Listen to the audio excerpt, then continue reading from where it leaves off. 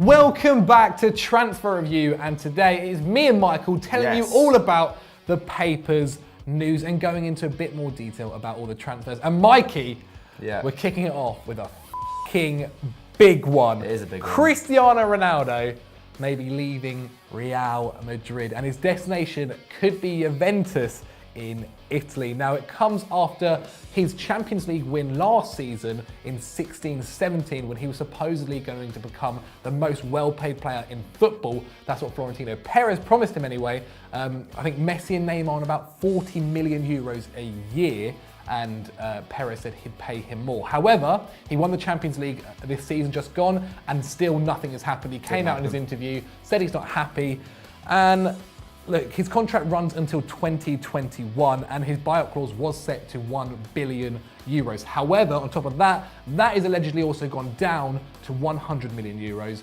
apart from if you're Barcelona, PSG, and possibly Man City.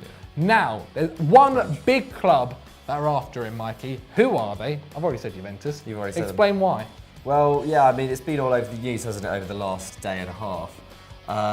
Juve apparently willing to meet that clause, 100 million euros. And yeah, some very reputable sources are saying that it's going to happen. Marca, who are not to be sniffed at, obviously have big links to the Bernabeu, have said that they're willing to pay that money, and have also claimed that Ronaldo is also willing and up for the move, which is pretty amazing. I mean, personally, I'm not going to believe this till I see it, because it happens every summer. This is the most convincing one yet. We said that about Neymar though as well, didn't we? And he moved as well. We say it about lots of ones, lots of transfers, and a lot of the time they don't happen. But like this, this definitely does seem like the most legitimate situation yet for Ronaldo to leave Madrid. Obviously, last year he was crying about being prosecuted for tax fraud and stuff, wasn't he? And I think that was probably just a bit tied in with his kind of a saga with Florentino Perez. Seems like their relations may well be truly over now. But anyway, back to Juve. Apparently they're willing to give him a contract until 2022, which would see him get paid, I think, a net pay of about 30 million euros. Must be noted as well that what Ronaldo's on at the moment at Real is four times the amount that Juve's biggest earner, Higuain, is on at the moment. So I mean, it's ridiculous. Clearly Juve will have to do something to their wage structure in order to accommodate Ronaldo. They will probably have to get rid of Higuain. 100%. I don't know whether they maybe use Dybala as part of this deal. Well, I don't know whether this would be a thing, but there's been rumours linking Higuain to Chelsea because of Sarri, but also Rugani's I'd say basically, but he looks like he's on his way to Chelsea. I've also seen links with Pjanic moving. So if Ronaldo, as you said, is to come, a lot of players could be leaving. That's a huge squad overhaul for a club who have really made a name for being very well structured, being very well balanced in terms of the way they conduct their transfer business as well. It's a very kind of un-Juve move. Well, the whole thing I think Juve want to do it for is because of the Champions League. Why not sign the man who's won it the most times out of any other player, and is probably the most impactful player in the Champions League since. He's got the most goals. I think he scored the most goals in the Champions League 3 seasons in a row. I think he's highest is 17. And you know what? For £88 million, Ronaldo, 33, who seems to be getting better with age, it's not the worst thing in the world, I don't think. Yeah, for sure. I think for me, like, I don't know if this is necessarily directly related to on the pitch results, because I think obviously his scoring record is amazing. I think he'd do very well in Serie A, but I don't think his goals necessarily replace what Higuain and Dybala do, or at least, like, I don't know if they'd add to what they do already necessarily. Obviously he'd be playing solely as a centre forward, I expect, maybe on the left, but they're pretty well covered on the left. I think mainly, the commercial value of it. We were discussing this before, and I think considering that Juve, obviously they're the biggest team in Italy, but when you compare them to Barcelona, Real Madrid, Bayern Munich, Man United, they're not quite as big players on the world stage in terms of their commercial value. And apparently just the talk of it, has pushed up their stock by something up 10% on the market. That's what I was looking at. That might just be, people just spreading shit. But if that is true, that's pretty crazy. And I think, signing someone like Ronaldo just purely on his legacy and on everything, it suddenly puts Juve in the big league. In the same way that I think PSG felt like they needed to sign someone like Neymar in order for them to do so. Obviously, they made signings like David Beckham before, which had contributed to that. But I think that's what Juve had to gain from this. Whether they risk their Serie A title push as a result is, I don't know. It's a weird one. It just depends who they have to get rid of, basically. But there is one stumbling block, which could be his agent, Jorge Mendes, who's been in an 11-year feud with Juve's board. Really? However, saying that, he did help orchestrate a move to Turin for Valencia's Juan Cancelo, suggesting that they may work again. But there's also other news from former CEO of Juventus, Luciano Moggi, who claimed that Ronaldo has already signed for Juve and did his medical in Munich, which makes sense because that's closer to Russia. I don't really know what to make of this. I think if it happens, we're not surprised. If it doesn't happen, we're not surprised.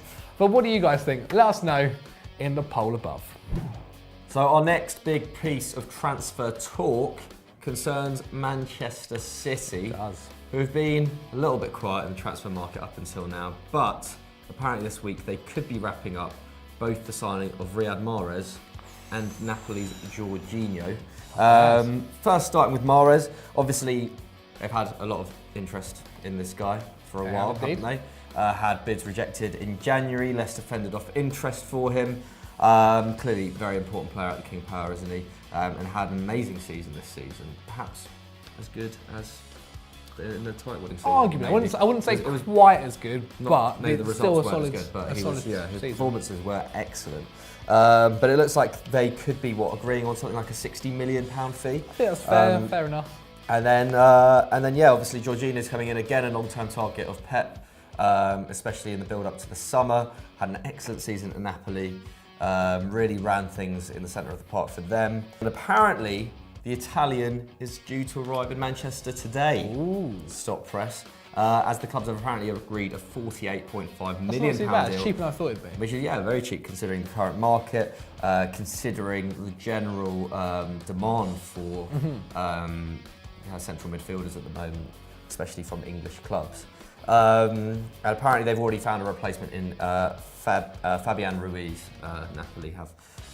But Zach, where do you think these two players will fit into Pep's project? Jorginho-wise, I think can go maybe straight in, either partnering Fernandinho or arguably even like taking over Fernandinho's place. He's getting on now, and they have been looking for a long time for a player to replace him.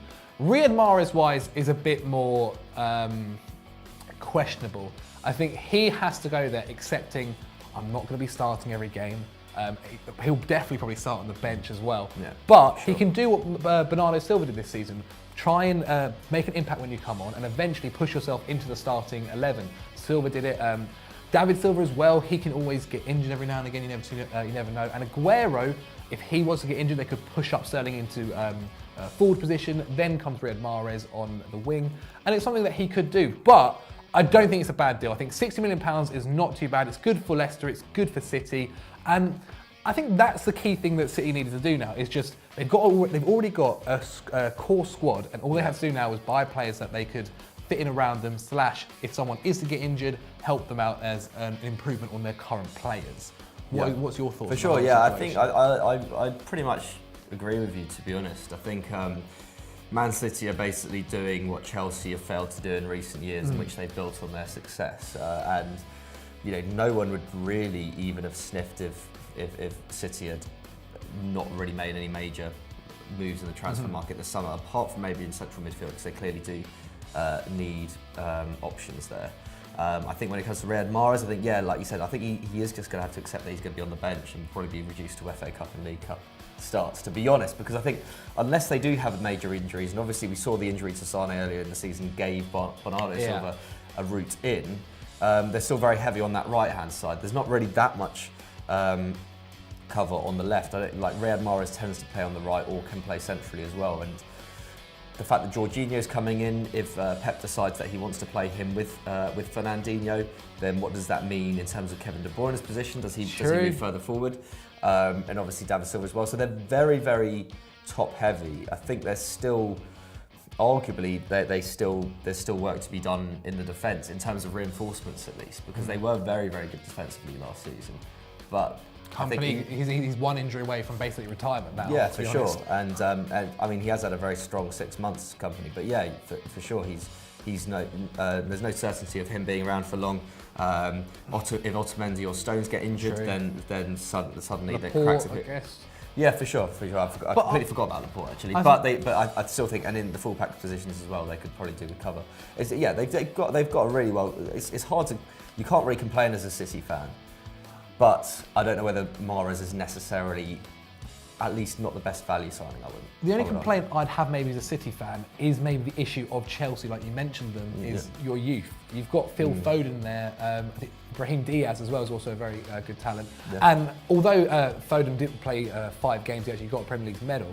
As did Diaz. I feel like if you're getting Mahrez in, you're just going to look at it and go like Patrick Roberts kind of not even getting the squad, and he went back to Celtic and it failed for him in his second season. Yeah. If you're a youth player there, them signing older players, that are going to start and not give you a spot, isn't really promising, is it? It's not totally promising. I think, and I mean, Pep has generally a fairly good record with youth. Although, with Patrick Roberts, I don't know. I think with Patrick Roberts, I think maybe he just was never good enough to play for City anyway. He's clearly good enough to play for a Premier League club. But whether a club aspiring to be the best in the world, I'm not so sure. And I think the same will go for Foden and Diaz. I think Pep will have to judge them on their performances. Yeah. I think they will get more chances this season, regardless, for sure. Like especially in cup competitions. I think it's clear as well. Like the League Cup, for example, I don't think Pep really cares for it at all. So. Despite having won it this season. Did they win it? They did win it, they did, yeah. Yeah, cool. I almost completely forgot because, they clearly weren't that bothered about it, were they?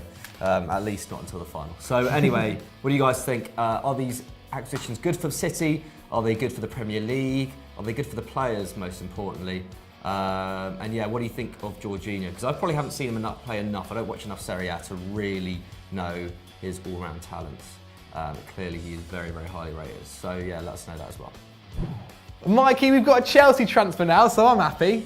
Are you? No, not really, because it's about Kasper Schmeichel moving to Stamford Bridge because of his World Cup performance. To be honest, he has had a very good World Cup. He saved a few penalties. Unfortunately, he didn't get through to the next round because Croatia are really good, but he also saved Luka Modric's penalty, went to a penalty shootout, saved a few. As we said, didn't make it. From a point of view of Kasper Schmeichel, him joining is okay. I think he's in his 30s now, and that is a prime for a keeper. However, once you get into 33, 34, it's not that great, especially when we've got Thibaut Courtois, who's still in his 20s and is performing well and will only get better over time. I just don't feel it's really a progressive transfer if we were to bring him in and let Thibaut Courtois go. Because at the end of the day, it is actually all about Thibaut Courtois, isn't it? Yeah, for sure. And I mean, it's kind of indicative of how Chelsea have annoyingly conducted business over the last year, I feel. Courtois, obviously, this has been an ongoing saga. The idea of him returning to Madrid, obviously this time to Real, who have been seemingly in search of a keeper for years now, despite Keylor Navas continuing to perform out of his skin for them. It's always a bit harsh on him, isn't it? Give the man a break, is what I say. Or at least just buy a new keeper and sell him somewhere where he's loved. Anyway, Courtois, obviously he has children in Madrid. This is one of the main things. Clearly he's kind of thinking about his family life, thinking about his life outside of football. And obviously Real Madrid are a pretty amazing destination to go to as a keeper. So it's a difficult one. The Belgian said he's going to decide his future after the World Cup. And I feel like after the World Cup is when everything could either click into place or become very sour at Chelsea. Yes. Obviously, Sarri is supposed to be coming in basically as soon as the World Cup finishes, right? Well, I heard Monday, and it's gone past that now. So, I mean, I don't really know. I haven't really been following that, to be honest. I haven't really been that interested in it. But I'd welcome Sarri in the Premier League. But I think, if Sarri comes in then, or if he doesn't, whatever happens, Chelsea have about a 3-week period in order to just get everything right before the Premier League starts. So that's going to be really interesting to see. You know what? I think Chelsea's transfer business clearly has been pretty shambolic over the last year or so, arguably the last 2 years. But I don't think this is the worst move. I think if Courtois is to go, and clearly he's going for a lot for personal reasons, then you can't really stop him. Equally, he's also not the most consistent keeper. True. At least in terms of current form, I think Kasper Schmeichel is probably kind of near enough his level. I think Kasper Schmeichel generally is a safe pair of hands. He's not particularly prone to mistakes.